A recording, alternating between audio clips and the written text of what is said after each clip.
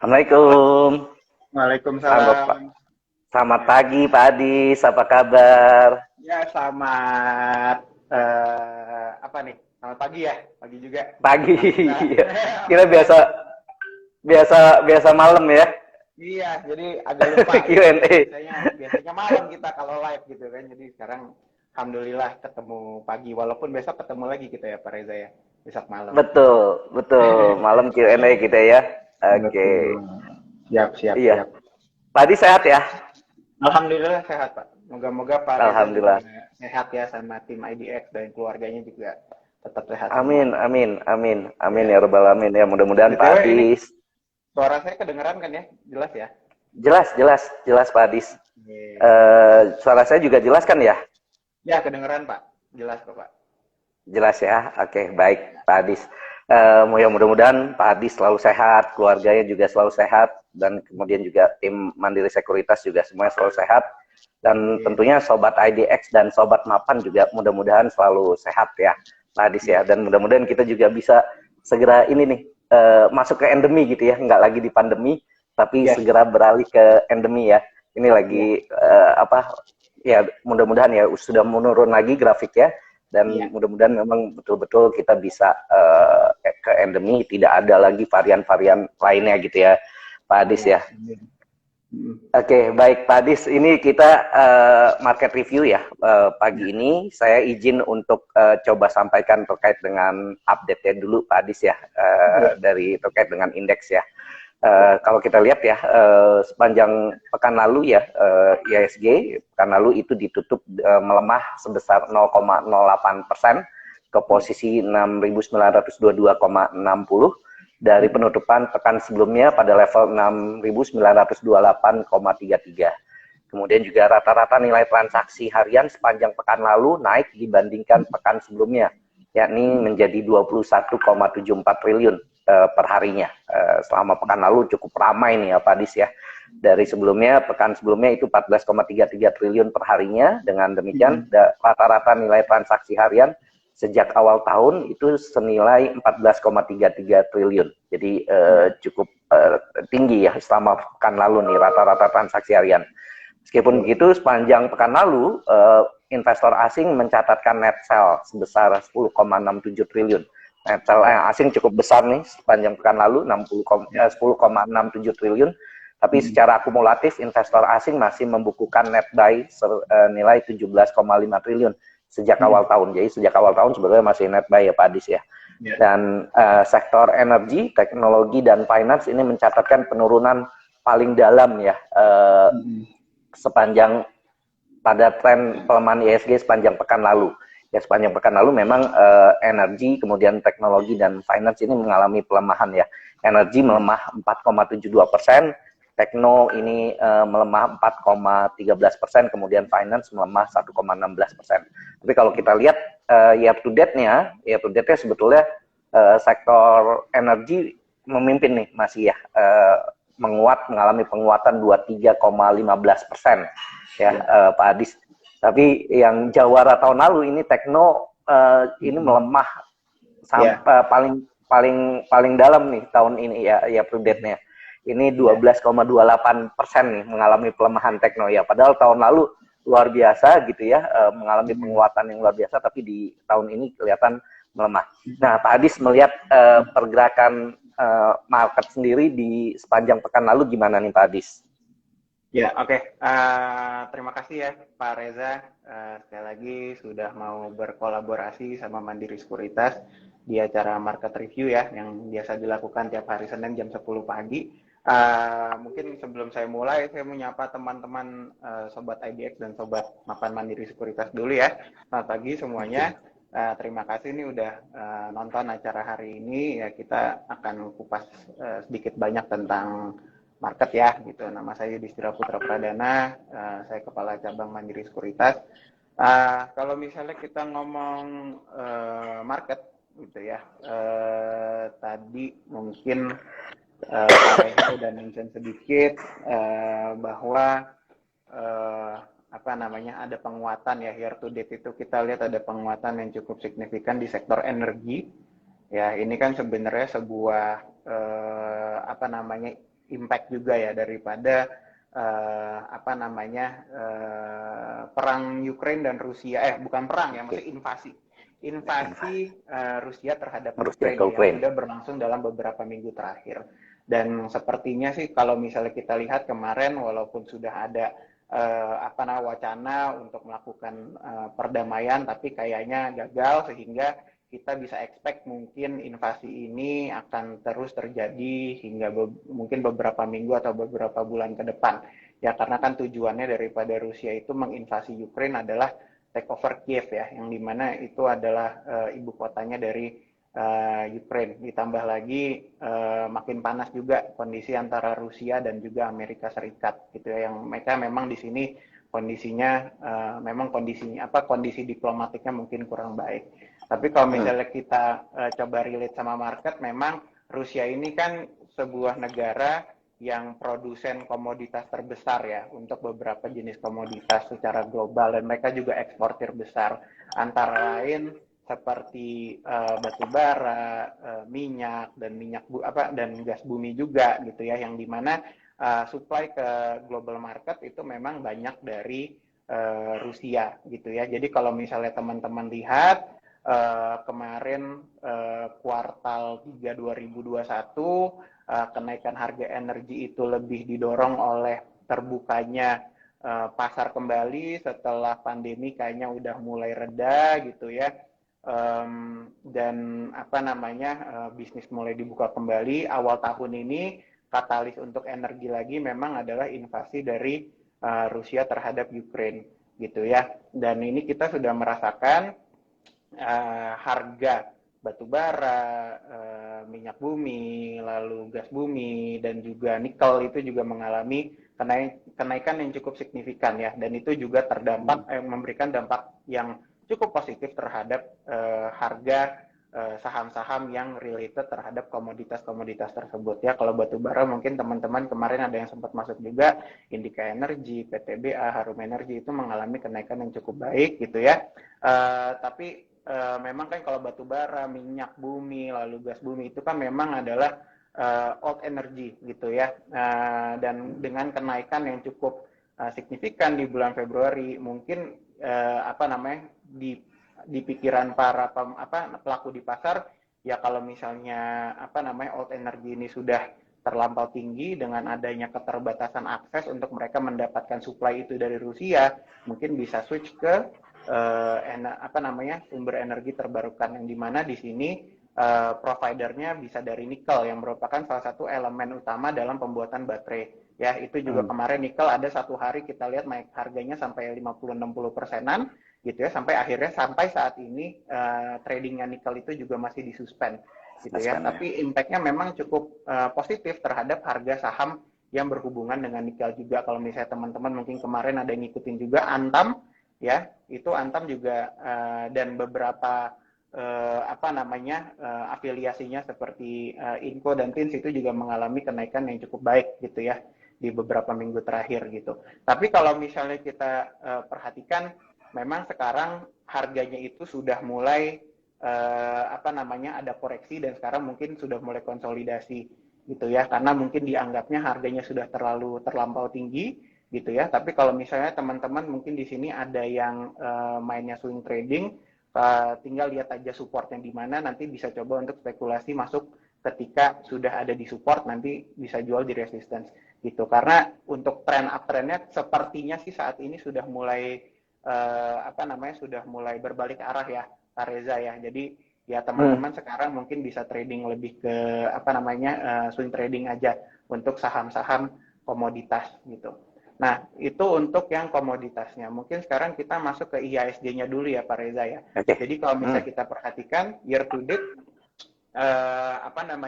kenaikan harga komoditas ini memang cukup berimpact signifikan gitu ya dalam kenaikan IHSG dalam beberapa minggu atau 2 bulan terakhir gitu. Tapi kalau misalnya kita perhatikan akhir 2021 kan biasanya kan kita ekspektasinya ada window dressing, tapi ternyata yang terjadi itu cuma kejadiannya hanya di awal Q4 saja gitu ya, dan itu memang impact-nya waktu itu kebetulan dari kenaikan harga energi gitu ya, sangat tinggi kenaikannya dari impact-nya ke IHSG itu cukup positif. Ditambah lagi waktu itu ada kenaikan juga di harga beberapa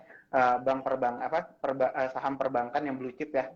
Salah satunya BRI yang waktu itu baru rights issue, diikuti juga BNI, Mandiri dan BCA. BCA sempat stock split. Lalu di situ ada kenaikan cukup signifikan dan efeknya cukup terasa di IHSG juga. Tapi di awal tahun ini memang kenaikannya itu kalau misalnya kita perhatikan lebih di-lead sama saham-saham saham-saham lapis 2, lapis 3 gitu ya, yang mungkin nggak terlalu banyak kita perhatikan gitu ya, lalu diikuti oleh saham-saham yang blue chip juga gitu. Jadi impact-nya juga cukup baik nih untuk IHSG sampai saat ini. Kalau misalnya kita perhatikan, memang waktu itu kan pasti banyak orang yang berekspektasi ketika harganya sudah mencapai, ketika IHSG-nya sudah mencapai 6.900-an, pasti bentar lagi udah pasti akan break 7.000 gitu kan. Tapi ternyata kita perhatikan, ini kayaknya 7.000-nya belum kena nih gitu ya. Jadi kalau misalnya teman-teman trading, kalau misalnya saya boleh kasih saran, perhatikan aja untuk relative strength index indicator sama stokastiknya ya. Jadi kalau misalnya udah oversold, mungkin bisa jual dulu. Kalau misalnya udah oversold, mungkin mulai boleh akumulasi lagi gitu ya. Kita ngambil di bawah. Nanti kalau misalnya dia udah overbought, kita langsung pasang jual dulu ya. Jadi untuk ngamanin kita punya profit dulu gitu. Nah kalau misalnya kondisi di Indonesia sendiri saat ini gimana, dan kira-kira saham apa sih yang mungkin teman-teman bisa perhatikan untuk beberapa bulan ke depan ya. Ini mungkin terakhir nih untuk pembukaan saya. Kalau misalnya kita lihat seasonalnya, sekarang udah bulan Maret ya. Ini udah bulan Maret pertengahan. Insya Allah bulan depan kita udah mulai puasa gitu. Jadi mungkin teman-teman bisa mulai pantau saham-saham konsumer dan juga saham-saham poultry ya, saham-saham unggas gitu. Kalau misalnya kita perhatikan seasonalnya, siklikalnya adalah kalau misalnya kita puasa itu kan kecenderungannya kita mungkin maunya makannya di rumah instead of kita makan di luar gitu ya. Kita kumpul sama keluarga, kita buka puasa, kita sahur bersama.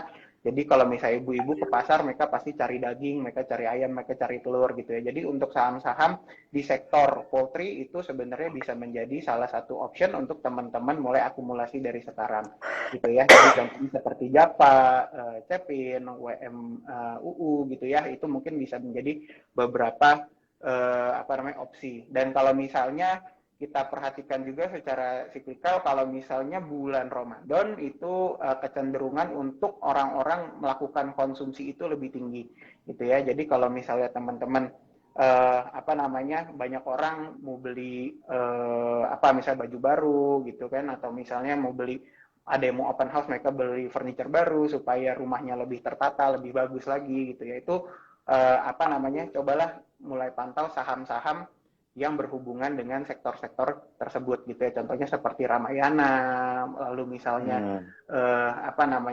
Hardware gitu ya. Unilever sama Indofood itu mungkin juga bisa jadi beberapa, karena ya otomatis karena kita banyak konsumsi, kita mungkin akan bikin parcel segala macam, itu kan mungkin barang-barangnya yang memprofit juga adalah emiten-emiten tersebut gitu ya. Jadi ya kita perhatikan aja kira-kira mungkin kalau misalnya kita mau coba untuk prioritize untuk sahamnya, mungkin bisa lihat juga nih, karena sekarang juga kebetulan lagi earning season ya Pak Reza ya, akan ada banyak RUPS, akan banyak emiten yang mengemukakan full year earning mereka. Jadi itu teman-teman pastiin aja selalu pantau berita-beritanya untuk emiten-emiten tersebut gitu ya. Mungkin satu hal yang terakhir sebelum saya tutup pembukaan saya, kita bisa lihat bahwa Indonesia ini saat ini dari segi inflasi gitu ya, itu sekarang kalau nggak salah year on year-nya di bulan Februari itu 2,08 atau 2,06% gitu ya. Ini mungkin bisa menjadi satu hal yang teman-teman consider juga gitu ya. Jadi kita punya suku bunga acuan itu sekarang kalau nggak salah di 3,5% ya. Jadi gap antara inflasi dan juga suku bunga acuan itu kurang lebih 1,5%. Tapi kita bisa perhatikan bahwa di berita-berita kita udah lihat bahwa harga BBM itu udah mulai ada yang naik, ya kan, dikarenakan penyesuaian dengan harga minyak global. Ya, walaupun mungkin sekarang BBM-nya itu masih yang sifatnya lebih premium. Contohnya seperti Pertamax Plus, lalu Pertamina Dex itu udah naik. Tapi kalau misalnya untuk Dex Lite maupun Pertamax itu kemarin saya coba isi bensin, alhamdulillah harganya masih oke lah gitu ya. Tapi kalau misalnya harga minyak ternyata nanti harus naik semakin meningkat harga komoditasnya, mungkin karena juga perang di invasi di Ukraina itu semakin berlanjut semakin lama, itu ya tentu aja akan ada kemungkinan harga-harga bensin yang lebih umum sifatnya itu bisa berpotensi untuk dinaikkan juga. Kita juga lihat bahwa produk-produk komoditas pangan itu juga sudah mulai banyak kenaikan harganya. Ya, harga minyak goreng sekarang di pasaran bisa dibilang udah cukup juga digoreng juga gitu ya, karena adanya kelangkaan gitu ya. Itu nanti otomatis akan efek ke produksi ke konsumsi masyarakat juga. Harga cabai, harga gandum itu juga rata-rata semua mungkin akan terimbas juga gitu dari hal tersebut. Ditambah nanti juga akan ada Ramadan, harga pangan juga biasanya itu kemungkinan besar akan terimbas, akan naik ya untuk harganya ya. Jadi mungkin kalau misalnya sekarang suku bunga acuan itu belum ada pressure karena margin daripada inflasi kepada suku bunganya itu masih ada ya marginnya ya. Tapi kalau misalnya kita lihat nanti akan ada Ramadan, sekarang komoditas pangan juga sudah mulai ada kelangkaan, harga minyak dunia juga bisa dibilang sudah cukup tinggi gitu ya. Jadi kita harus agak waspada kalau misalnya nanti di akhir Q2 ternyata inflasi kita meningkat dan mungkin nanti pemerintah baru akan ada tekanan untuk melakukan kenaikan suku bunga mungkin di awal Q3 ya. Kalau misalnya nanti kondisi Q2-nya ternyata inflasinya meningkat cukup signifikan, terutama karena adanya bulan Ramadan itu. Kayak gitu sih kira-kira Pak Reza. Mungkin satu hal lagi yang harus diwaspadai di minggu ini atau minggu depan adalah kenaikan suku bunga The Fed ya. Jadi mungkin itu nanti kita bisa bahas juga. Gitu kira-kira Pak Reza pembukaannya dari saya ya. Terima kasih. Baik, Pak Adis, menarik sekali nih informasi-informasinya Pak Adis. Jadi yang pertama Pak Adis, tadi kan Pak Adis juga menyoroti terkait dengan IHSG nih. Kita belum tembus ke angka 7.000 gitu ya. Terus kemudian juga bicara tadi RSI-nya. Sebenarnya kalau RSI IHSG sendiri itu di posisi mana sih sekarang? Apakah sudah memang overbought apa oversold gitu ya? Kemudian juga ini kebetulan juga ada pertanyaan dari @uni_akmara ya. Apakah IHSG akan naik ke 7.000 tadi ya, seperti tadi. Dan kemudian juga efek perang Rusia Ukraina ini juga gandum akan naik, termasuk juga consumer goods ya. Tadi Pak Adis juga sebetulnya menyinggung terkait dengan consumer goods, apalagi juga terkait dengan kondisi sekarang ini juga kita mau masuk Ramadan, kemudian juga ada di Amerika inflasi juga sudah luar biasa di berbagai negara gitu ya. Apakah ini juga Indonesia juga akan menghadapi hal serupa gitu ya, karena memang ternyata kenaikan harga minyak dunia kan juga luar biasa gitu ya. Nah, tadi juga Pak Adis juga membahas terkait dengan kenaikan BBM gitu ya, kemungkinannya sehingga juga akan memicu tentunya inflasi nih. Nah, ini seperti apa nih Pak Adis melihatnya nih? Oke, mungkin kita mulai dari kita breakdown satu-satu ya. Jadi kan nanya IHSG, kalau misalnya kita perhatikan dari indikatornya, emang sekarang kalau saya barusan lihat itu udah di atas ya. Jadi kayaknya sih udah mulai overbought. Kalau misalnya ada koreksi, soalnya kalau misalnya saya perhatikan IHSG ini kalau misalnya ada kenaikan signifikan, kenaikannya tuh lumayan signifikan ya Pak Reza ya. Kalau misalnya kita lihat daily-nya kadang-kadang naiknya bisa 1%, bisa 0,8% tiap harinya, dan biasanya ini nanti akan diikuti dengan koreksi juga gitu ya. Kalau misalnya kita perhatikan saat ini kayaknya sih IHSG untuk hari ini ya, untuk jam sekarang 10.22 itu sekarang udah overbought. Tapi kalau misalnya dia ternyata bisa break, besok kuat gitu ya, bisa melakukan penguatan lagi, ada kemungkinan dia bisa break ke 7.000 gitu ya. Jadi kita mungkin harus perhatikan kira-kira 1-2 hari lagi itu seperti apa. Karena kalau misalnya saya perhatikan memang kecenderungannya saat ini kalau misalnya IHSG itu sudah naik, katakanlah udah 3 hari dia hijau terus gitu ya, dan hijaunya kan biasanya cukup tebal. Nanti biasanya dia akan ada koreksi gitu. Seakan-akan ya mungkin ada yang menahan supaya tidak ke 7.000 dulu gitu. Cuma kalau misalnya kita perhatikan memang ini kan bulan Maret itu kan cenderung banyak perusahaan yang baru menerbitkan mereka punya laporan keuangan setahun penuhnya di tahun 2021. Jadi itu sih sebenarnya teman-teman kalau misalnya untuk stock picknya lihat aja kira-kira perusahaan apa nih, terutama yang blue chip ya, kira-kira dari segi kinerja mereka bagus nggak secara year on year-nya. Lalu untuk The Fed ya, The Fed itu kalau nggak salah akhir minggu ini Pak, itu kan mereka akan ngasih statement ya, kira-kira suku bunga acuan di Amerika Serikat itu akan naik atau enggak gitu ya. Karena kita bisa melihat mereka sekarang punya inflasi itu hampir 8% secara year on year, yang dimana itu sangat tinggi gitu ya. Jadi dari kalau misalnya kita ngeliat hal yang sepele aja kayak harga fast food itu bisa dibilang udah naik juga gitu, dan itu otomatis terasa di masyarakatnya ya, apalagi untuk mereka konsumsi sehari-hari. Tapi tadi saya juga mau singgung bahwa Pak Reza juga tadi bilang bahwa minggu lalu ada net sell asing ya. Jadi asingnya cenderung melakukan penjualan gitu ya, bukan buy. Ya ini mungkin adalah salah satu antisipasi dari prediksi pasar yang katanya ada prediksi bahwa dengan adanya inflasi yang tinggi sekali ini, The Fed akan meningkatkan suku bunga acuan kurang lebih 1 tahun ini 4 kali lipat, 4 kali ya. Jadi mungkin naiknya 1%.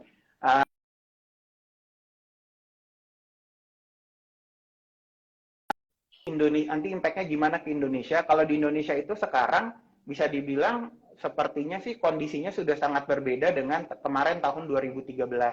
Yang dimana dulu tahun 2013 kita punya market itu hitnya sangat signifikan. Tapi kenapa? Karena di Indonesia sendiri waktu itu kondisinya inflasinya juga sangat tinggi ya, kalau nggak salah hampir 8% juga di Indonesia. Rupiah terhadap dolarnya juga depresiasi gila-gilaan. Kalau misalnya waktu itu 2012 ya teman-teman sempat ngerasain dolar itu 10.000, tahun itu kalau nggak salah udah mulai naik tuh ke 12,5 atau 13.000 gitu ya.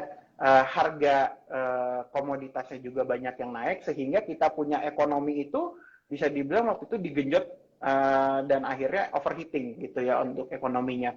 Dan dulu partisipasi asingnya itu lebih besar dibandingkan sekarang ya kondisi di marketnya. Tapi sekarang kondisinya memang sudah berbeda gitu ya. Kalau misalnya kemarin kita ada net sell asing, tapi kita bisa lihat IHSG-nya sendiri dari segi movement itu nggak terlalu signifikan walaupun ada net sell asing tersebut. Karena apa? Karena kita punya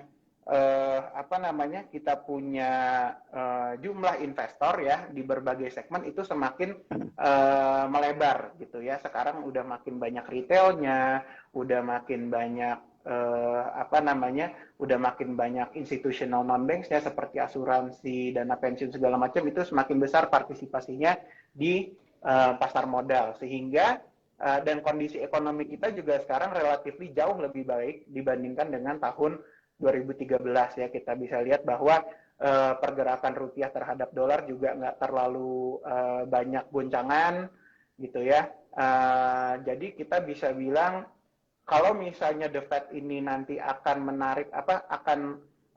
menarik dana asing untuk masuk ke pasar Amerika Serikat, sepertinya sih Indonesia nggak akan terpengaruh terlalu signifikan sebesar waktu tahun 2013. Kalau misalnya ada goncangan, mungkin hanya akan ada gempa kecil lah gitu loh, nggak kayak dulu waktu IHSG-nya bisa terkoreksi puluhan persen. Kalau menurut saya sih nanti kayak gitu efeknya daripada kenaikan suku bunga The Fed ya. Jadi kita tunggu aja kira-kira nanti beritanya seperti apa di akhir minggu ini kayak gitu. Terus tadi apa lagi ya Pak Reza ya? Saya lupa.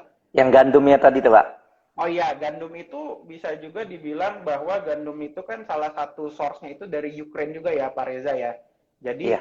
memang untuk apa namanya impor gandum dari Ukraine, salah satu apa negara produsennya, itu udah pasti logistiknya akan terganggu gitu ya. Jadi kalau misalnya apa namanya uh, untuk consumer goods itu pasti banyak yang membutuhkan gandum untuk memproduksi mereka punya barang. Contohnya paling simpel adalah mie instan gitu ya. Hmm. Kita bisa ambil sampel contohnya seperti Wings Food ataupun apa namanya Indofood Indofood. CBP, itu kan mereka juga produsen mie instan juga. Jadi mereka punya apa namanya mereka punya production, itu kemungkinan mereka terganggu produksinya itu pasti juga akan ada ya. Jadi either mereka untuk akuisisi bahan bakunya jadi lebih mahal, atau mungkin mereka bisa berpotensi untuk cut production juga gitu. Jadi kalau misalnya ini perang apa invasinya terus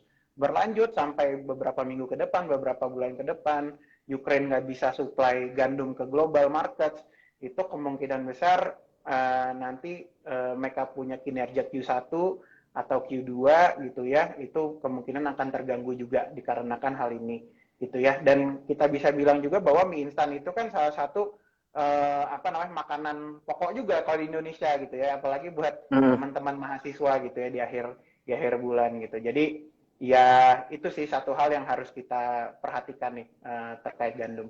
Gitu sih Pak kira-kira Oke, dari saya. ya, Pak Adis, ini terkait dengan apa Hmm. namanya inflasi juga sih, Ya, ya terkait dengan sekarang juga apa minyak juga langka nih. Ini ada ya, pertanyaan dari @kevina.nadira ya. ya, Apakah emiten sawit akan kena koreksi karena minyak makin langka dan yang ya, tak bersubsidi juga makin naik dan langka nih.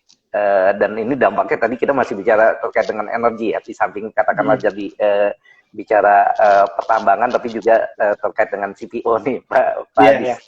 Oke. Hmm. Oke, terima kasih pertanyaannya. Jadi kalau misalnya harga sawit tinggi, otomatis kita kan bisa bisa lihat bahwa sawit itu kan hasil produksi dari investasi bertahun-tahun ya, Pak Reza ya. Jadi kan kalau Ya, misalnya kita panen apa kita tanam sawit sekarang, mungkin kita baru bisa ambil hasilnya, baru bisa kita petik hasilnya itu mungkin 5 tahun 10 tahun ke depan. Jadi itu kan long term investment lah. Jadi kita bikin kebunnya dulu, kita tanam, nanti sawitnya baru kita apa nama itu bukan tanaman yang kita bisa langsung dapat gitu hasilnya.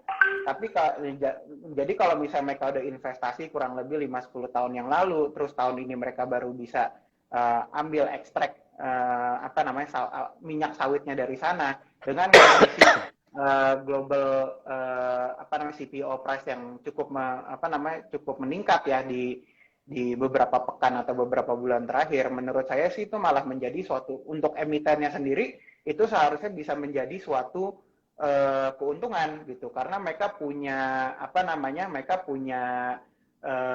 apa namanya harga penjualannya itu nanti akan jadi lebih tinggi gitu dibandingkan dengan beberapa bulan yang lalu gitu kan. Itu kalau misalnya untuk dijual sekarang, tapi kan sekarang kendalanya itu memang di regulasinya ya mungkin ya Pak Reza ya, karena kan apa namanya asosiasi pengusaha itu diminta untuk bisa menurunkan mereka punya harga jual yang tadinya mungkin harganya saya nggak tahu ya, saya nggak beli minyak, mungkin tadinya 20.000 nih mungkin atau misalnya ada yang 25.000, lalu diregulasi jadi satu harga jadi 14.000 gitu kan, bahkan sempat kemarin dibilang 11.000 rupiah gitu. Jadi mereka harus apa namanya mengikhlaskan lah gitu istilahnya ya, supaya bisa sesuai dengan permintaan dari pemerintah lewat kemarin Kementerian Perdagangan.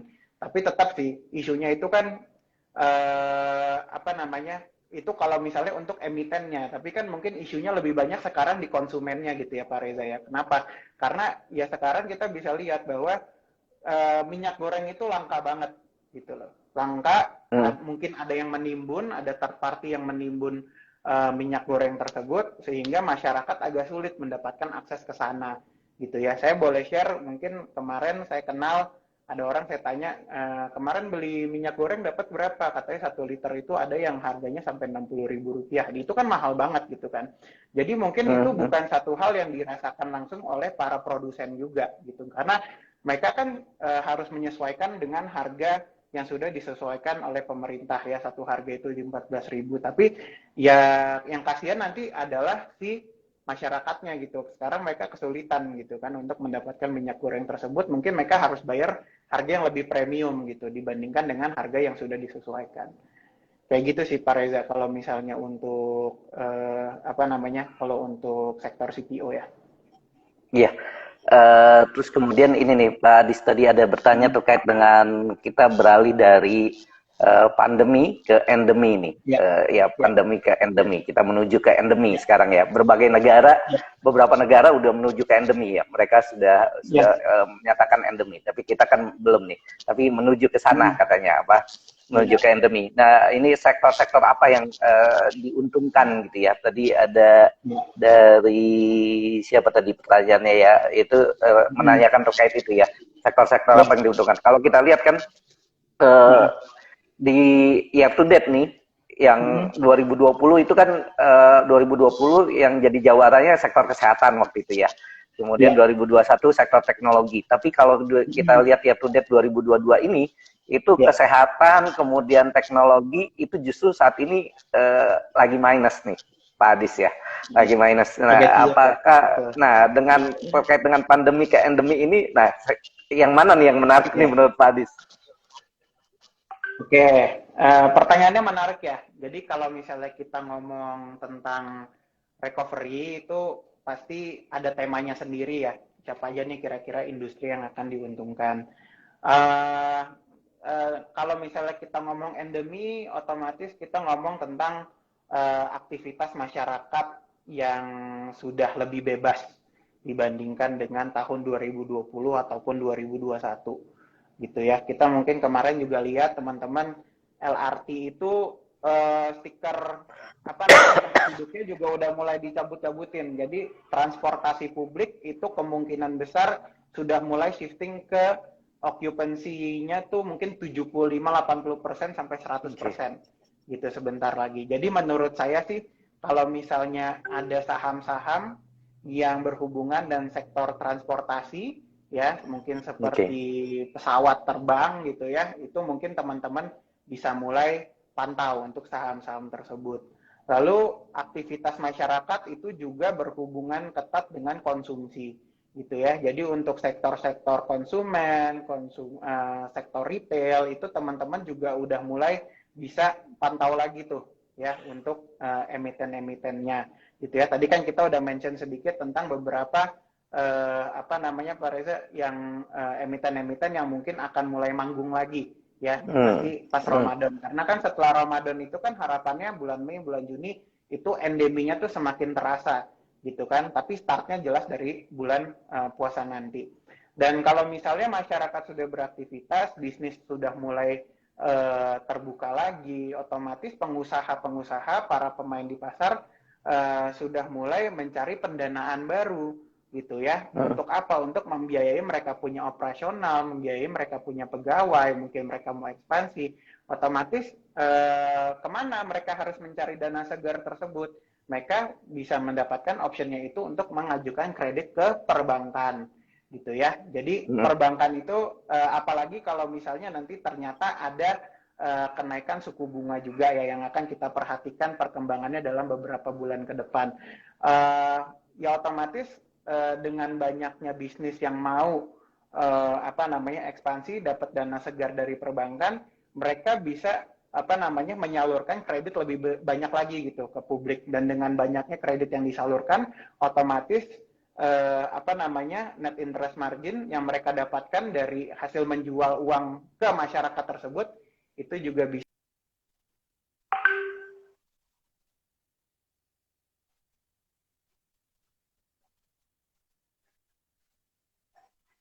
Adis. Lalu konsumen, retail itu juga bisa diuntungkan, perbankan juga ya. Mungkin untuk sektor-sektor seperti healthcare, rumah sakit, ya itu sebenarnya potensinya pasti masih ada gitu ya, karena kita pasti kan akan selalu butuh.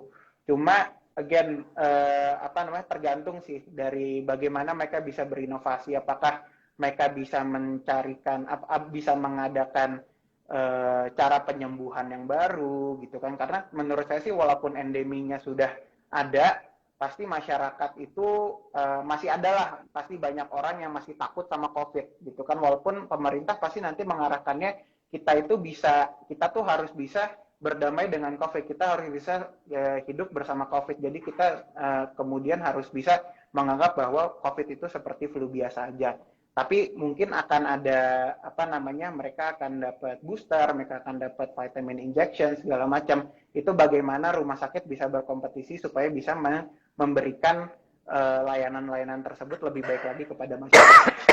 Kira-kira sih kayak gitu, Pak Reza. Sektor teknologi menurut saya sih kita lihat dulu ya, karena kan apa namanya, kalau saya lebih prefer perusahaan teknologi yang apa namanya, barangnya tuh ada gitu, mungkin kayak data center gitu ya, atau mungkin logistik, itu kan juga logistik beberapa juga kita butuh banget kan untuk perusahaan-perusahaan logistik. Kalau e-commerce ya sebenarnya sekarang bisnis modelnya juga masih banyak compete dengan cara promosi ya, jadi mereka punya apa namanya, laporan keuangan juga mungkin belum bisa apa namanya, ada perbaikan yang cukup signifikan lah dari segi sana gitu, karena kompetisinya masih terbatas di situ aja. Tapi kalau misalnya teman-teman mau investasi atau mau trading di apa namanya, saham-saham yang bersifat lebih ke teknologi, ya mungkin saham-saham data center yang sekarang makin banyak perusahaan besar mau berkolaborasi gitu kan sama perusahaan-perusahaan tersebut,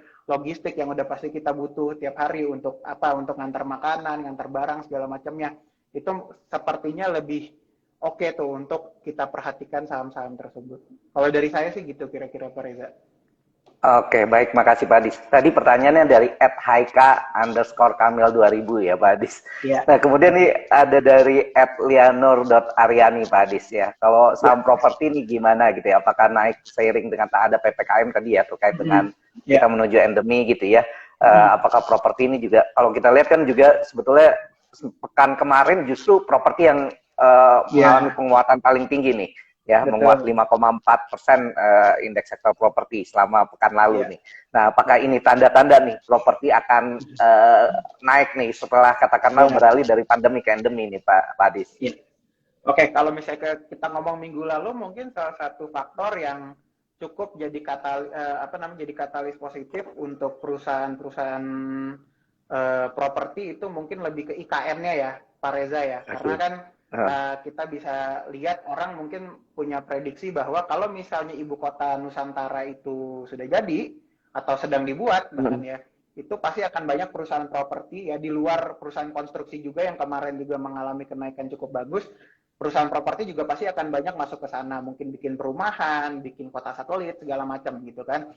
Cuma ya itu mungkin cuma katalis sementara aja untuk minggu lalu, karena kalau misalnya kita lihat hari ini mungkin udah mulai koreksi lagi. Ditambah lagi kemarin kita lihat beritanya bahwa SoftBank yang merupakan salah satu apa namanya, private equity investor yang cukup besar, waktu itu mau invest cukup gede, tapi ternyata mereka back off gitu ya. Jadi ya apa namanya, berita positifnya kayaknya udah selesai nih gitu untuk perusahaan-perusahaan tersebut. Tapi kalau misalnya di luar ibu kota Nusantara, again yang saya bilang tadi, kalau misalnya masyarakat itu sudah beraktivitas kembali gitu ya, mereka sudah mendapatkan income yang lebih besar, otomatis apa namanya, dana-dana yang tadinya mungkin lebih banyak di tabungan itu akan lebih banyak digunakan oleh mereka untuk melakukan konsumsi gitu ya, atau investasi. Dan salah satu wadah investasi yang masih cukup populer itu di masyarakat adalah investasi di properti gitu ya, untuk bagus lah buat spekulan ya, di luar untuk orang-orang yang emang beli properti itu untuk ditinggalkan.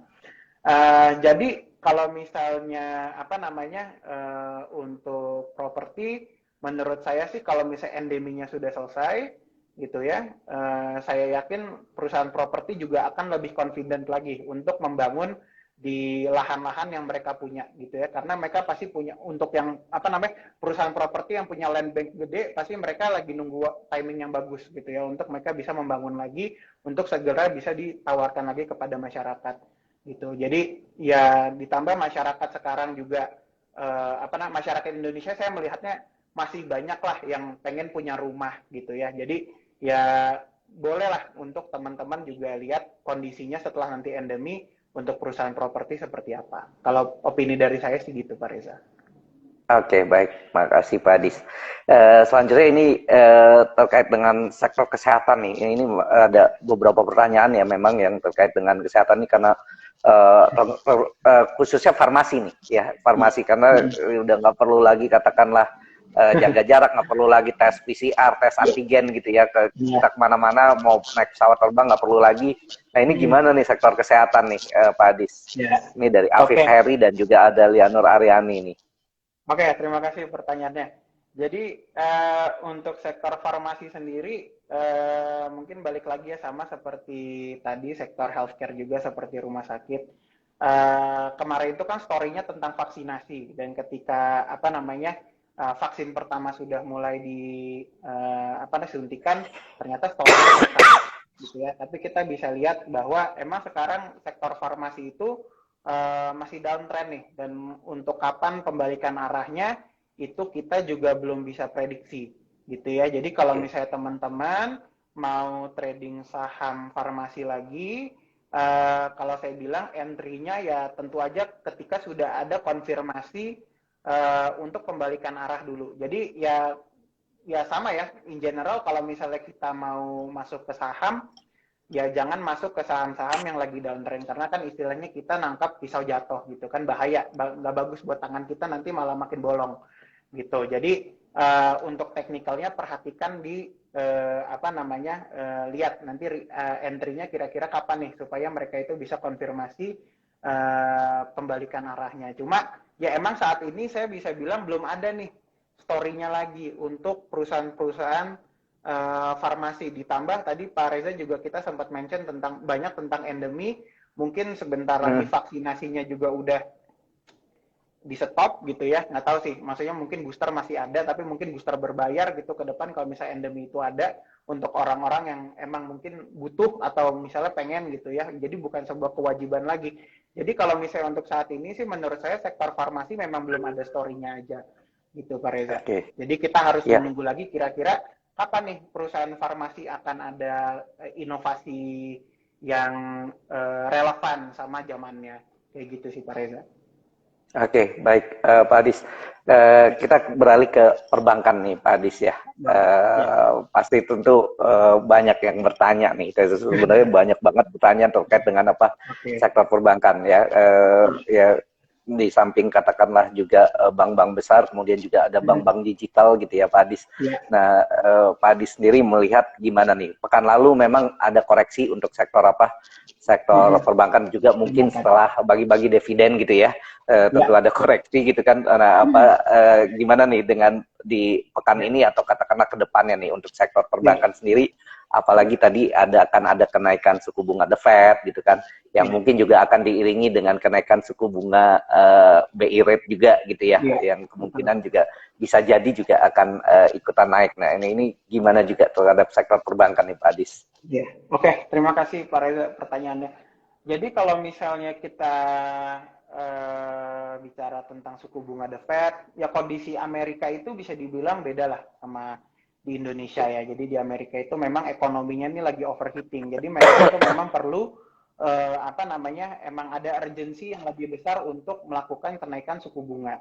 Cuma memang berbeda kondisinya sama di Indonesia, yang dimana di Indonesia ini inflasinya itu bisa dibilang masih dalam tahap yang manageable, walaupun ya kita mungkin ekspektasi beberapa bulan ke depan akan semakin meningkat gitu ya, tapi marginnya memang masih ada. Jadi saat ini memang pemerintah belum ada tekanan lah ya untuk menaikkan suku bunga. Tapi again seperti yang tadi saya sudah sampaikan, kita perhatikan ya apalagi setelah Ramadan gimana nih kenaikan harga pangan, kenaikan harga komoditas di Indonesia itu seperti apa, karena itu nanti akan berimbas juga sama inflasinya gitu, dan semakin tipis margin antara inflasi dan suku bunga acuan BI itu kemungkinan akan semakin meningkatkan tekanan kepada central bank untuk melakukan peningkatan suku bunga gitu ya. Tapi kalau misalnya kita lihat kinerja, memang bank-bank besar itu kan kemarin sudah sempat ada yang RUPS, sudah ada yang banyak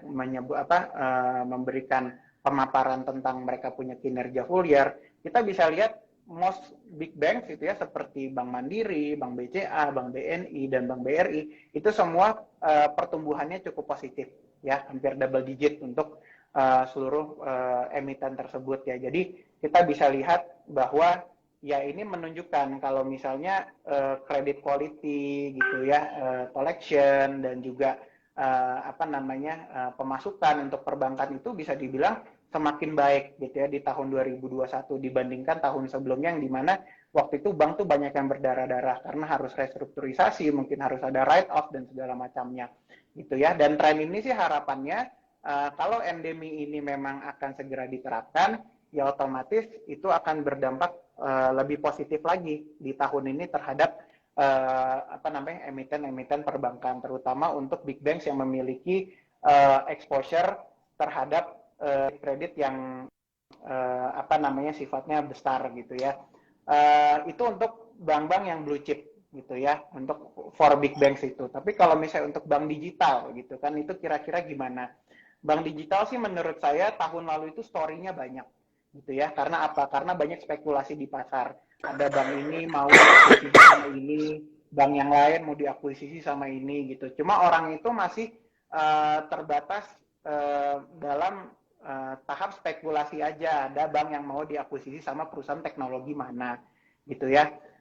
Tapi kan udah kelihatan siapa akhirnya perusahaan teknologi yang punya bank apa gitu kan, dan itu kan lumayan berimbas cukup baik gitu ya terhadap mereka punya harga saham. Walaupun memang sebagian besar bank digital, bank mini yang berubah jadi bank digital itu sekarang mungkin harga sahamnya sudah mulai koreksi gitu ya, mulai kembali ke mereka punya fair value. Kalau misalnya tahun ini tren bank digital sih menurut saya sudah harusnya kembali kita melihat ke kinerjanya, sudah tidak melihat ke story-nya lagi gitu. Karena story-nya itu untuk siapa yang mengakuisisi mereka, yaitu sebenarnya sudah selesai, rights issue-nya itu sudah achieve gitu di akhir tahun 2021. Tahun ini kan mereka juga sebenarnya masih punya target ya untuk memenuhi modal minimum di 3 triliun rupiah kalau nggak salah. Nah, tapi kan kayaknya nggak akan sebesar berita spekulasinya di pasar seperti tahun 2021 ya. Jadi again kita lihat aja kira-kira dari segala jenis story yang sudah mereka berikan gitu ya, aplikasi yang sudah mereka provide ke pasar dan para konsumen, itu kira-kira impact-nya ke mereka kinerja itu emang bener bagus apa enggak gitu. Apalagi untuk emiten-emiten bank digital yang punya ekosistem yang sudah lebih tertata gitu. Itu kira-kira mereka punya impact ke net profit itu apakah jadi bagus atau mereka ternyata malah kayak perusahaan-perusahaan teknologi yang malah mainnya akuisisi dengan marketing jor-joran gitu, ngasih suku bunga yang tinggi, ngasih ngasih promo yang banyak, yang itu otomatis pasti nanti akan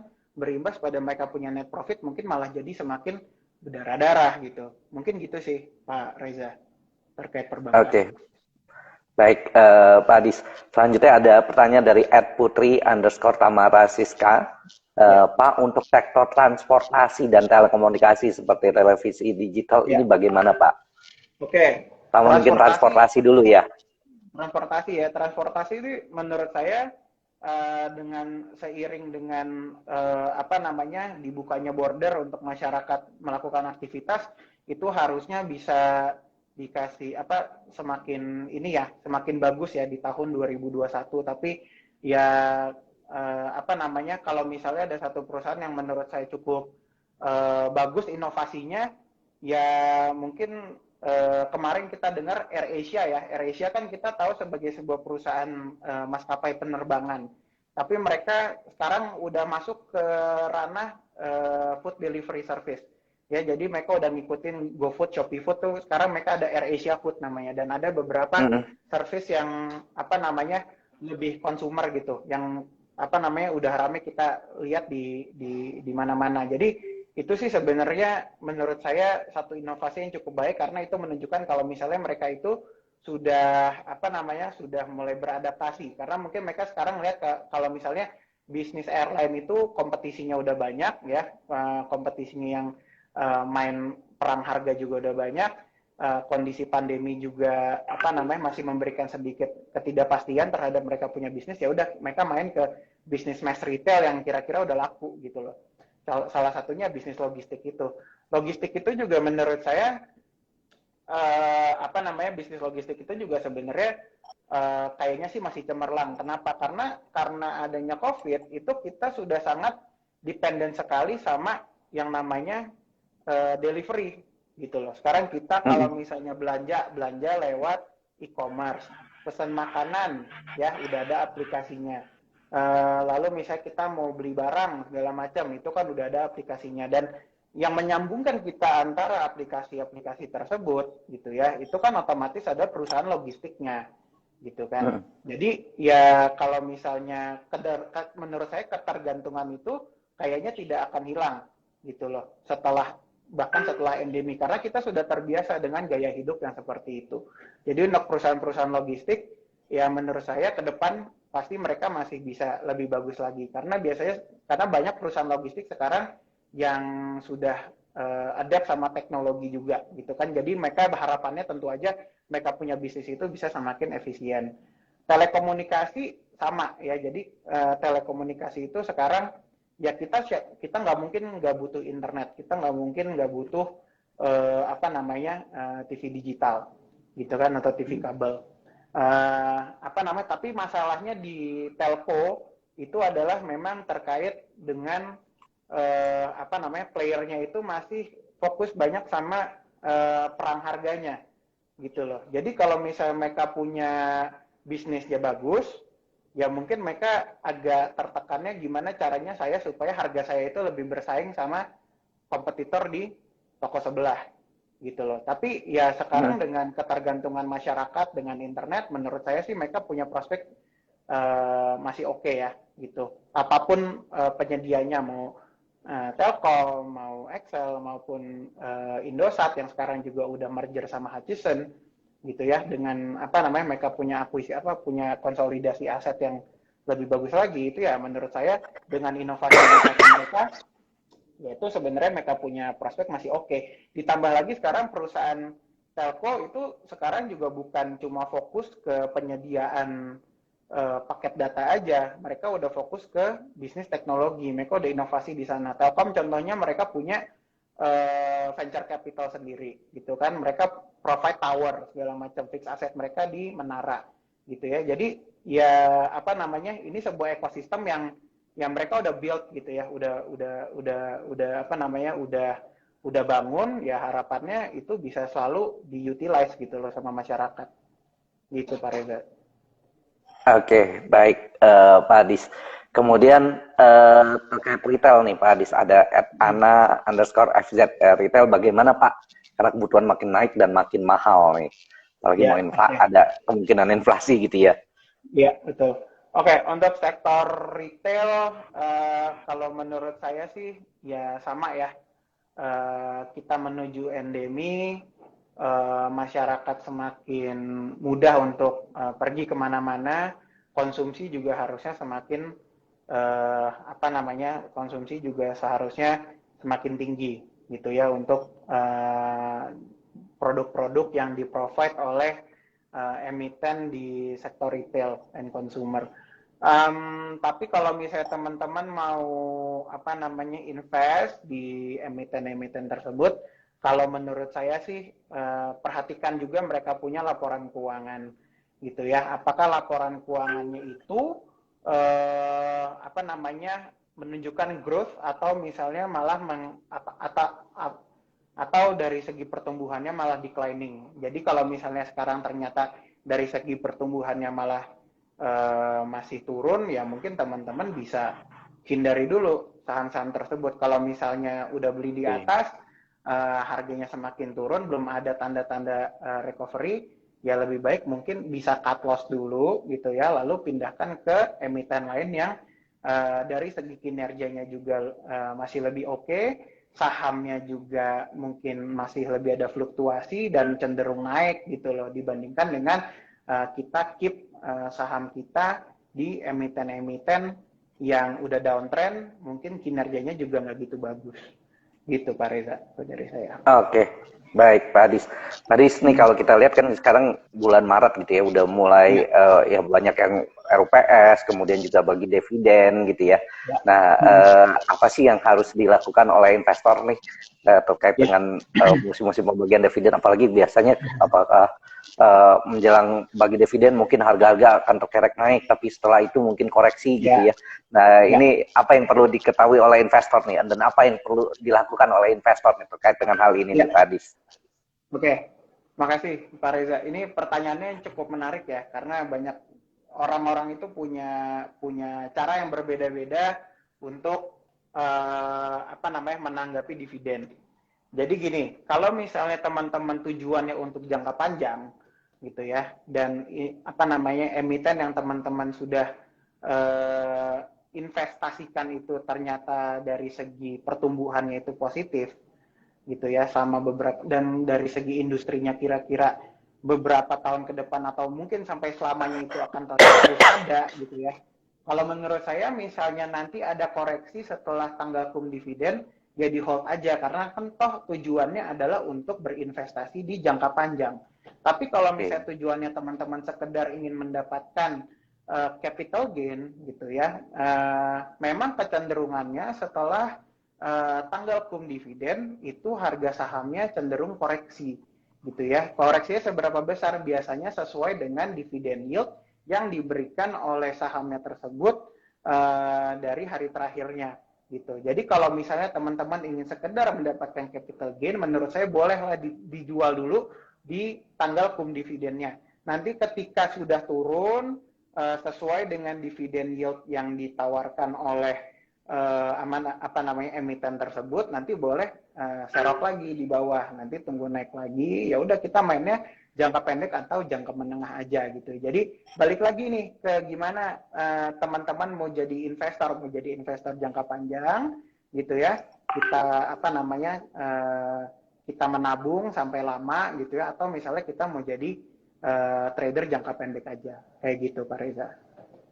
Oke, baik Pak Adis. Terakhir nih, nggak kerasa ternyata udah hampir jam 11 nih Satu Pak jam. Adis ya. Mungkin Betul. terakhir Ya. closing statement dari Pak Adis dan kemudian juga tadi terkait dengan apa pekan ke depan nih seperti apa sih market nih, mungkin bisa Oke. diulas terakhir nih Pak Adis kesimpulannya.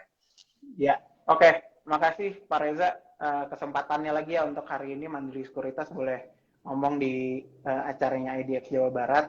Jadi teman-teman sekarang kita punya ISG ini cukup baik ya. Jadi hampir menyentuh angka 7.000 walaupun nyentuh 7.000-nya itu mungkin agak malu-malu gitu ya.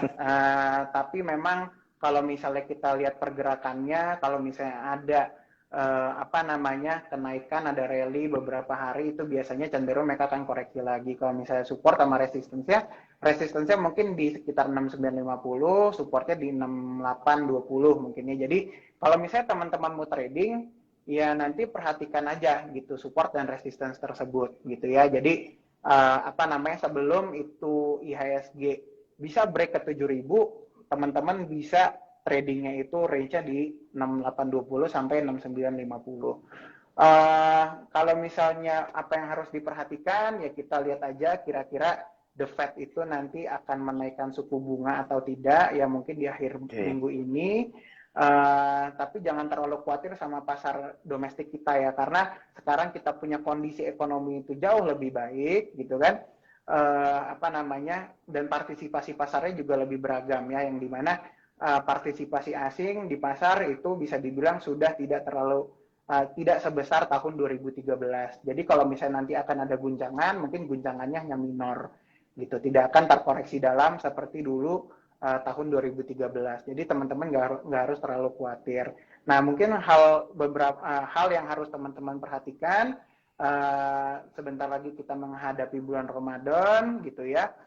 Konsumsi di ekspektasi semakin tinggi, mungkin akan ada inflasi, tapi sektor yang harus teman-teman perhatikan, bisa diperhatikan ya bukan harus, itu mungkin adalah sektor unggas, peternakan, dan juga sektor-sektor consumer retail gitu ya. Jadi ya tetap confident aja sama kondisi market saat ini. Kita juga sehari-hari mungkin sudah melihat bahwa ya pandemi ini harapannya sebentar lagi bisa menjadi endemi ya, Pak Reza ya. Jadi Amin. ya kondisi bukan di Indonesia aja, tapi seluruh dunia itu bisa semakin bisa adaptasi dengan kondisi yang ada saat ini gitu. Mungkin kalau closing statementnya dari saya kayak gitu, Pak Reza. Terima kasih. Oke, baik. Makasih banyak Pak Adis sudah meluangkan waktunya ya untuk bisa berbagi.